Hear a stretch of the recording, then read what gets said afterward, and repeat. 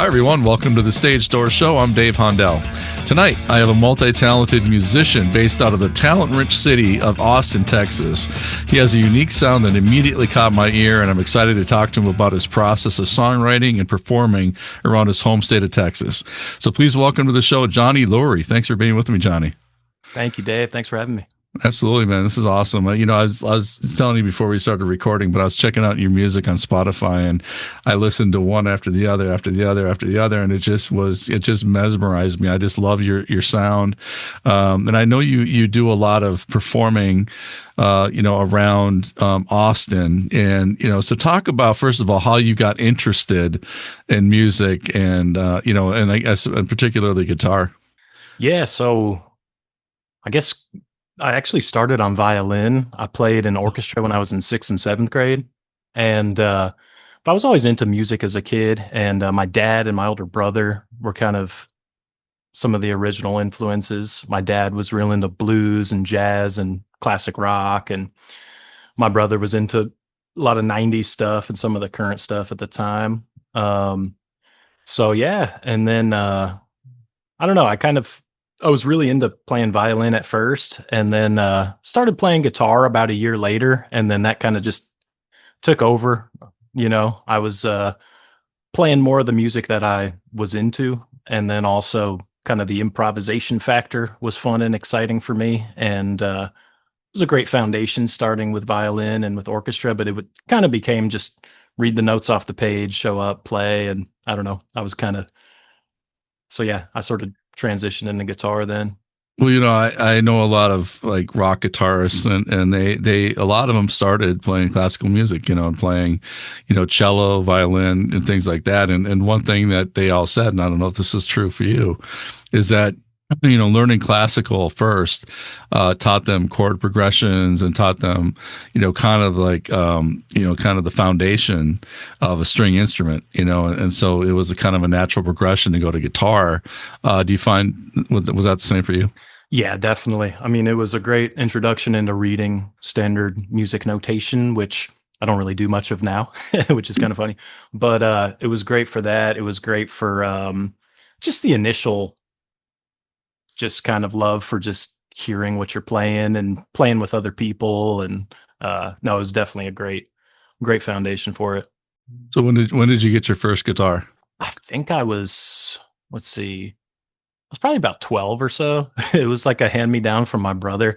It was this really cheap Squire Stratocaster. Yeah. And but not too much later, I got my main electric guitar that is kind of still my main electric today, which was Well, like an American Strat. So that's awesome. Yeah, I know. yeah.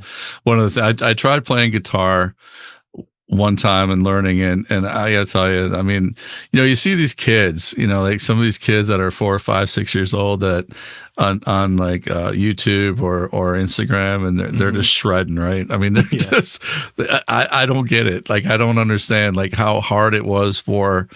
I don't know if it's because we just, we're too lazy. And I guess so sometimes when we're older and try to pick up an instrument like that, but you picked it up pretty early as well, at 12 years old. But some of these kids are just amazing.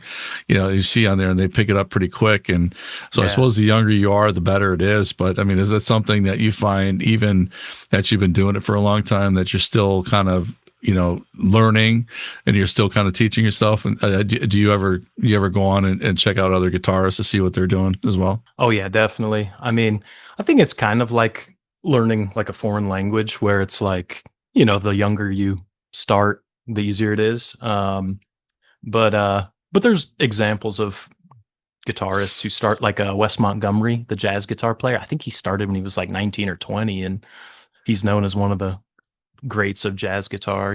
But as far as your other question of checking out other guitarists, yeah, I mean all the time. There's so many amazing, you know, up and coming younger talents as well as people still doing it. I mean, I went and saw Joe Satriani and Steve Vai play together. Yeah. This was probably like a year or two ago. Yeah. And I mean, these guys are like in their 70s, I believe, and Oh just yeah.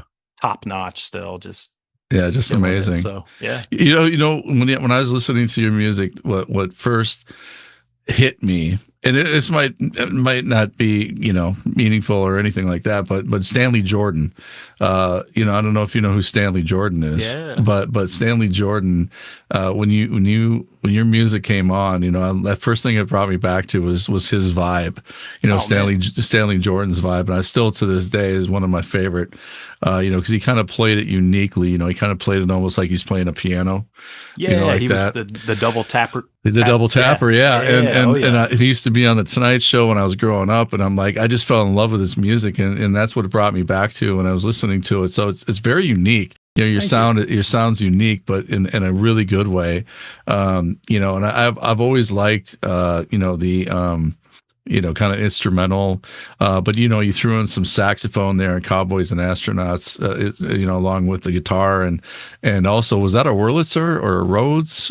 Yeah, it was an organ An for organ, sure. yeah. I mean, that Yep. was amazing. You know, it's like Thank you. this sound was a nice, unique sound, and every time a new instrument came on, it was a nice, you know, like wow, that's cool that you added this and that, and you know. So talk about the making of your music. I guess how do you write your music? I mean, is because like I said, it's very unique. It's almost got like a jazz vibe to it in ways. Some of it. So how do you write your music? I mean, is it something just by ear? You know, it kind of depends for different songs that I do.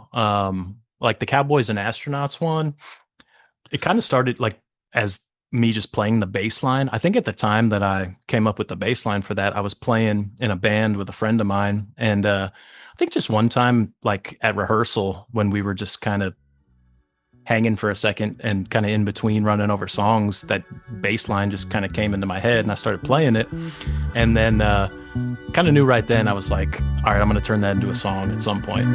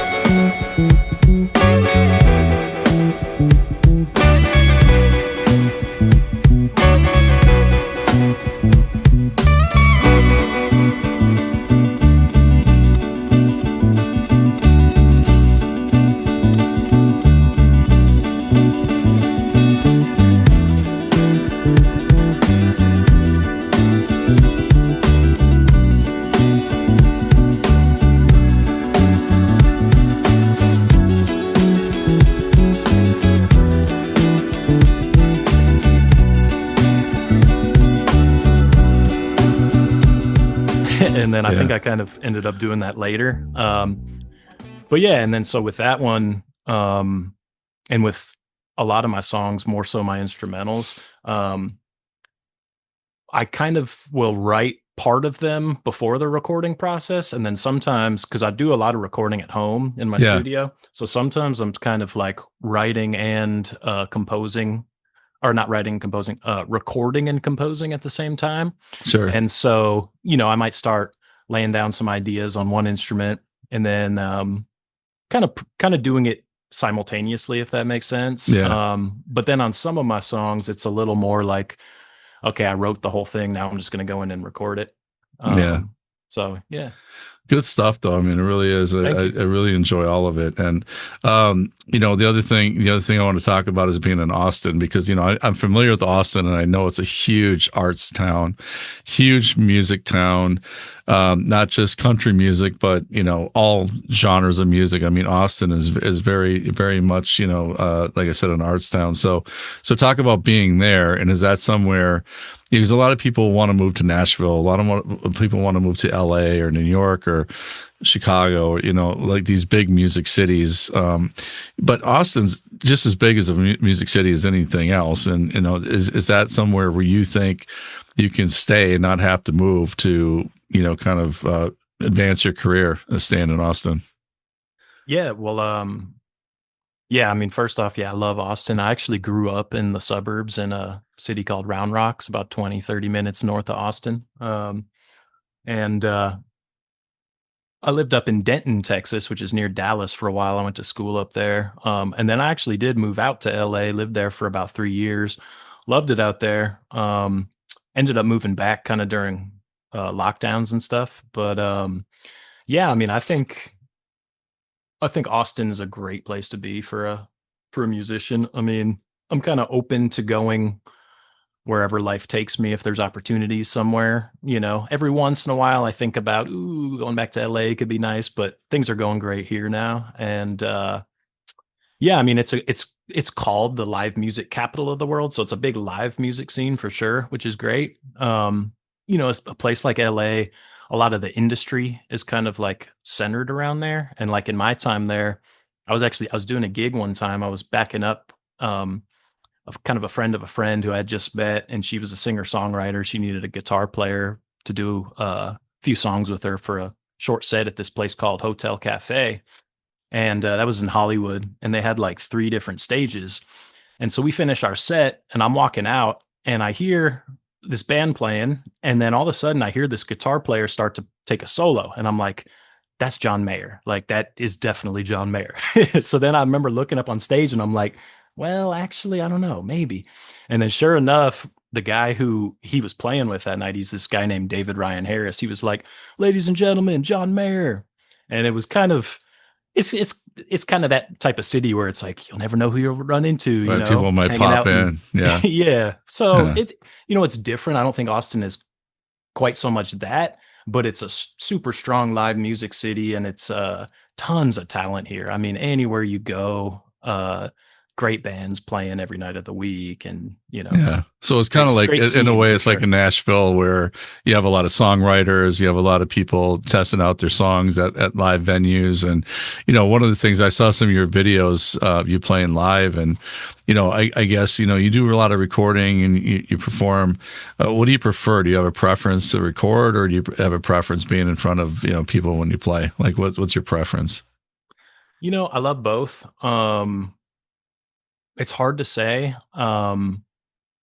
I think with the recording, it can be, you know, like the initial creative part of it is amazing. It's hard to beat that feeling. But sometimes, you know, the first like 70% of a song is like so much fun. It's that just locked in the moment feeling. But then sometimes it's like, all right, now it's time to get to work and like complete this and like finish the mix and do the editing. And um, so there's that side of it. And then with you know, with live gigs, it kind of depends on the vibe of the place you're playing and what crowd you're playing to. You know, when you're playing to a receptive crowd that's really into what you're doing, that feeling, and you're bouncing the energy back and forth between the people listening to you, it's hard to beat that feeling too. Um, but, you know, if you're doing the type of gig like I might call like a pay the bills kind of gig where you're just set up in a corner and, you know, it's fun, you're still playing music and you're practicing and you're, you Yeah. know, making some change, but you know, it's just a completely different vibe depending on the type of gig you're doing, I guess. So, I love both and there's highs and lows of both, I guess you could say. But yeah, I don't know. Yeah, I don't know if that answers, but it sure does, and that, because I have some people, I asked that question one time, and the person said, "Well, I haven't really done a lot of live recording or live performing, and I enjoy the recording process, like the writing and the recording and editing it and mixing and mastering the whole thing, and then kind of making it come to life, So that was something they really enjoyed. One time, Chris Barron from Spin Doctors was telling me that his process, he gives himself the ability to kind of finger paint, as he said, kind of be as creative as possible and not worry about the editing part of his voice in his head, mhm. because when you record, sometimes it's like it might not flow the way it traditionally would flow, but he gives himself that ability to just turn off the editing part and just be as creative as possible. And is that what process do you have? Like when you write, do you have that same kind of thought process where you just kind of let yourself go and be able to be as creative as possible and then edit it later, or how do you do, or do you have to follow a certain structure when you write your music? Well, it kind of depends for me if it's one of those kind of songs that I'm kind of writing and recording at the same time. Um, like for example, this I have a upcoming single that's going to be coming out on the 20th of March, and for that particular song, uh, it was kind of all the way written on the guitar, and it's an instrumental. And so I had the entire guitar part written, but I also had things I was hearing in my head for different instruments. Some of my stuff, I kind of play everything on it, and I'll do the mixing and the mastering myself. Other times, I have people play with me, and also sometimes I'll have um, people I know mix for me. In this case, I was really hearing a violin, so there's a violin on this track. There's a keyboard. He did some cool organ parts and some Wurlitzer parts. Another friend of mine played drums on it, and so um, the song was kind of already written, but everyone kind of added their little flavor to it in this case. But then other times it might start as just like a riff that I kind of go off of. Like I had another song I did kind of recently that was called Honey Hills, and I was actually at a friend's place, and they were out of town. They asked, "Hey, can you come and like stay the night over here and like watch the dog?" And I was like, "Sure." And then right before I left, I was like, "Oh, they have this nice piano there." I was like, "I got to bring my laptop, my laptop and a mic." And Yeah. so I was just kind of riffing on the piano, came up with a couple riffs, and then I took it home and then just started building the song just kind of as I went. So it wasn't fully written. It was kind of like, oh, let me kind of paste this riff here, paste that one here, add some bass here, loop some drums here.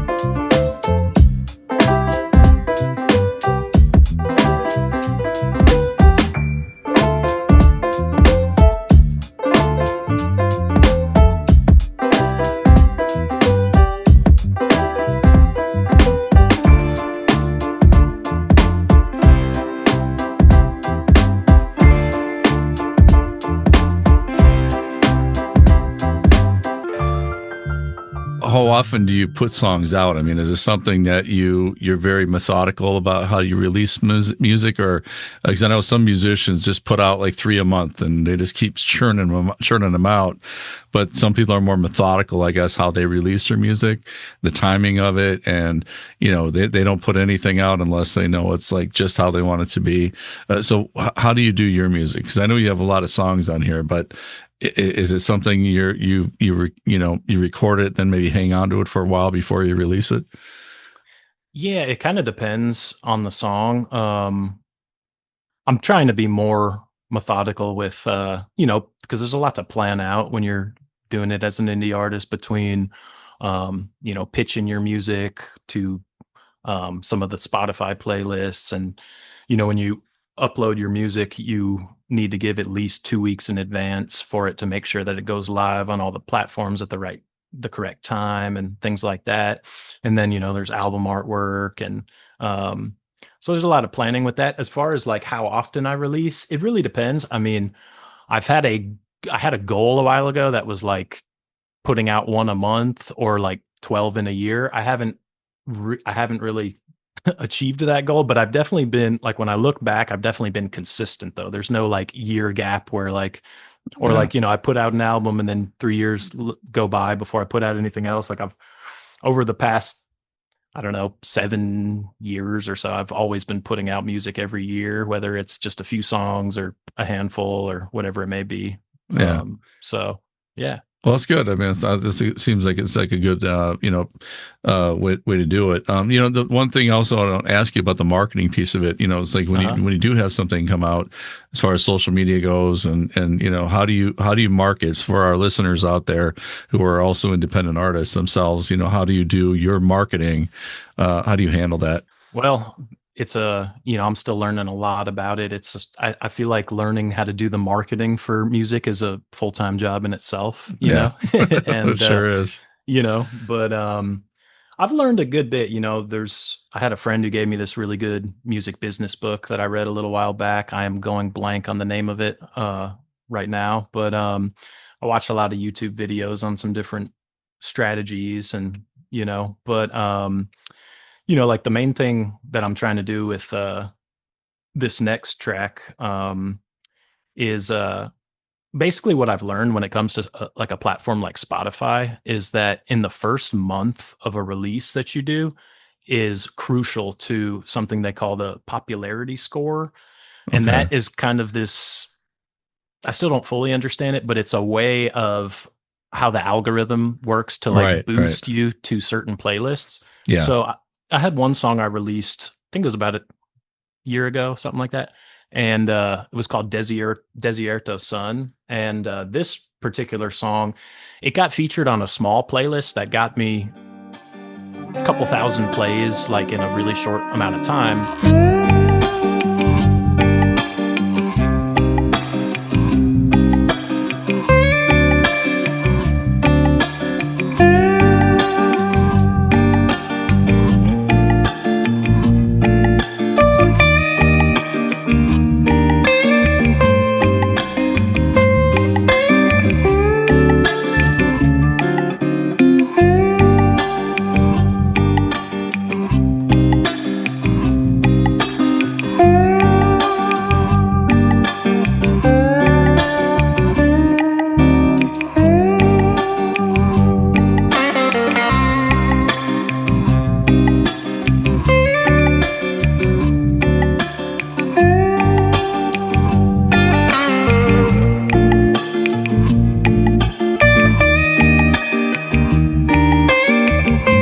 And that's what got me. I kind of noticed that when I was looking. They have a thing called Spotify for Artists where you can kind of view all your analytics of who's listening to your Sure. music, what country they're in, Yep. uh, things like that. And so I was like, I just kind of noticed it and I was like, whoa, like something happened just that popped off. And I wanted to figure out what exactly it Like was, what it how it was, so you happened. could recreate that down the road. Yeah. Exactly. And Yeah. so kind of what I figured out was that there's one that's called Release Radar. And what happens is whoever follows you on Spotify, um, if as long as you pitch your music to the editors of a certain playlist on there, it will basically pop up on their profiles like the week before the release. Oh, okay. And then if it performs, there's not like a magic number to it, but if it has a decent enough performance, it will then Spotify will then just kind of shoot your music out for you. Okay. And that's what happened to me a little bit. And then what I realized was the next level up is this other playlist called Discover Weekly. And that one, if you can get on that, that requires even more streams and it's Sure. not just streams, it's like also playlist saves and Yeah. Right. Right. it's a lot of stuff to it. But basically, if you can get on that, then it can, it can get exponentially bigger and grow more. And Yeah. so, yeah, there's a lot to it. And that's just Spotify. I mean, you got Apple Music, you got Instagram, you got Yeah. everything. You know what I mean? So You ever YouTube thought, and like, when you were coming, I mean, you ever thought when you're coming up, if we're looking back at the 80s right now, and if you're coming up during the 80s and 90s, when we didn't have any of the playlists, we didn't have any of the like streaming platforms, and you literally had to get signed to a label in yep, order to get, basically your music out to the world. And it was usually in CDs or vinyls or whatever, cassettes. Have you ever thought about that and thought, like, how lucky, I mean, we are now to have that ability to have a level playing field, and have the musicians have the ability to put their music out on their own and not have to rely on a studio to do it? absolutely. I think Yeah. overall it's a huge advantage. I think there are some pros and cons to it, but overall, massive advantage. I mean, for one, when you talk about the studio thing, I mean, these days, if you don't have to invest crazy amounts of money to have a pretty professional quality studio, Right. which is amazing. And so just that alone is a great tool. I mean, back in the day, I might not have been able to create some of the music in the way I'm doing now. It kind of more, I feel like, had to be, all right, everything's written. You go play it, you record it, and that's it, Yeah. which is cool. And that has its own vibe, Right. which I like doing some of that too. I have a couple tracks where it was like, hey, I want to get a live sounding recording. So let's go to you know, Studio. a studio and let's Yeah. do it, all in the moment live or whatever. But yeah, no, I think it's great because I think, your opportunity to build, a following and a fan base these days without the help of a major label and to be able to build a career, without even being like a big celebrity kind of a thing is super doable and way more possible than it ever was. So I think that's great. I think really the only negative is, back in the day, it was a little simpler. Like you had a smaller chance, but really it's like, all right, let's get really good as a band. Let's go play live everywhere we can. Let's try to build a local following and let's write songs and hope we get picked up and go record them. Yeah. Whereas Right. now it's like, well, there's a million things you got to do. Yeah. So Well, it can, also a million other people that are doing the same thing, right? yes, Yeah. yes, it's more saturated, but it's also more like, okay, now I got to be, a musician, an artist, a producer, a Yeah. business person, Right. all of it. But Everything. Yeah. but overall, I think it's huge pros, you know, Yeah. to doing it right now versus kind of back in the day. Yeah. So what's the one venue you dream of playing on? At is there one place that you just before like a bucket list place that Oh as a wow, musician you want to play, no matter where it is? Like sky's the limit. sky's the limit. Well, Yeah. man, there's a lot of good ones. I guess one that I can think of that just comes to mind right now is one here in Austin. It's called the Moody Amphitheater. Oh wow. Uh, there's actually three different Moody venues. They Yeah. have one of them is called the Moody Center, and that's where all the like huge artists play. It's like that's where they have like UT basketball games. But right Okay. down the street from there's one called the Moody Amphitheater. I don't know how many people it holds. It's I don't know, maybe like hard to say, but it's way smaller, but it's still legit venue. And Yeah. I went and saw this band Krungbin play there. I don't know if you're familiar with them, but anyway, it's just a real cool outdoor venue, real cool Yeah. vibe. And I don't know, that was the first one that popped into my head because that Yeah. would be way further down the line of like, all right. Well, we're going to put it out to the universe that it's going to happen. So, Yeah. Yeah. so I guess as an independent artist, well, obviously we have a lot of people listening that are also artists. But what kind of advice would you have to somebody just getting started from your experience thus far in your career? I would say just do what you love. There's so much these days with like, you know, hey, think of the strategy of like what's going to get me big. And like, I was watching this one video and it was saying stuff like, forget about the long intros and get right to the point. And I'm like, man, just make music that you like, number Right. one, and do Yeah. what you love. And if it happens, cool. If it doesn't happen, there's always going to be other ways to, you know, Yeah. survive and keep going that you know what I mean? So that's my advice is like love what you do, be proud of what you do, and yeah, go from there. That's good advice. And then also my advice, interviewing you for all of our listeners is, go out and do what Jonny did. Go, invest in a Shure SM7B microphone or something similar for your interviews. 'Cause as you can hear, he sounds amazing. It sounds like he's in the same room with me because, this is all part of, I'm joking, but it's all part of preparation, for being an indie artist. Cause, obviously if you have to do everything in yourself, as you said, Jonny, you have to be a business person, you got to be a marketing person, you got to be everything. Part of that is marketing yourself and doing it the right way, and you've done that.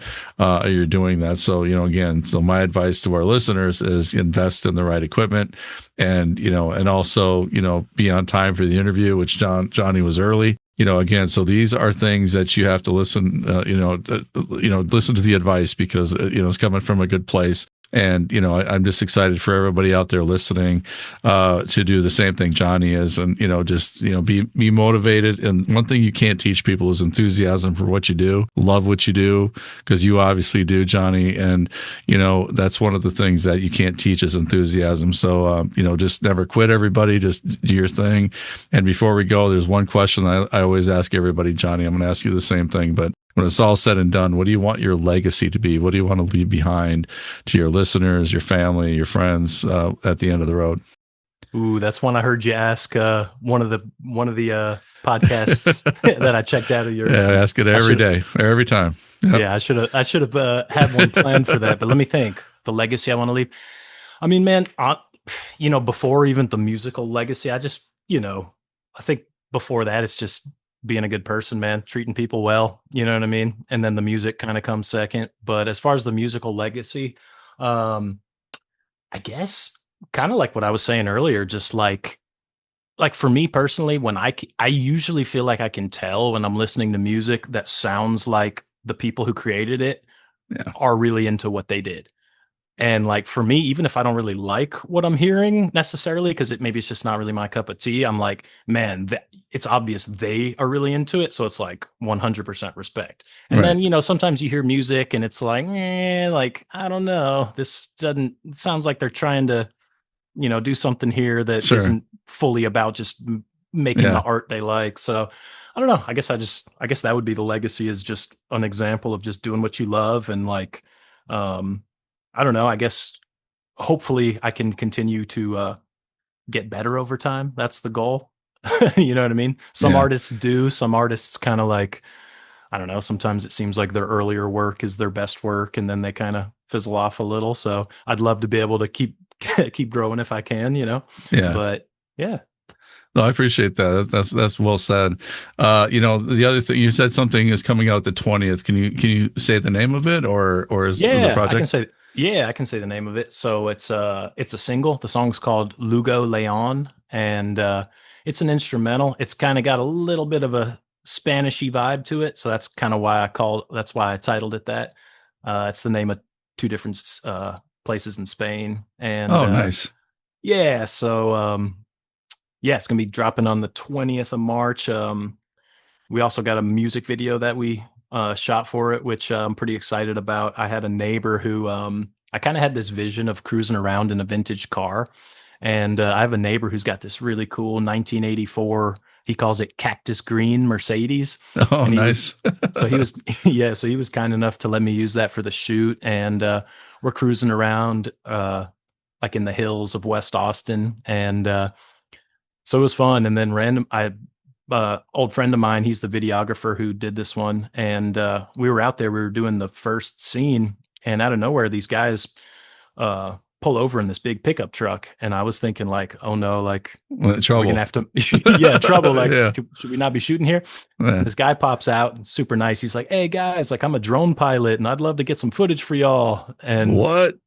yeah, it was kind of That's wild. like, And so I look at Cornell and we're wow. both just like, yeah. Yeah, sure. So he got some real cool drone footage that he threw Nice. into the video. So yeah, we're excited. But yeah, so March 20, that's dropping, and had some friends play on the recording and stuff. And so yeah, Yeah. good team of people who helped out on this one. Oh, that's awesome. Well, we can't wait for that to come out. And I'm going to spell your name because I want people to go onto your Spotify and check you out. Jonny is spelled JONNY LURIE. So JONNY, Jonny, and then Lurie, LURIE.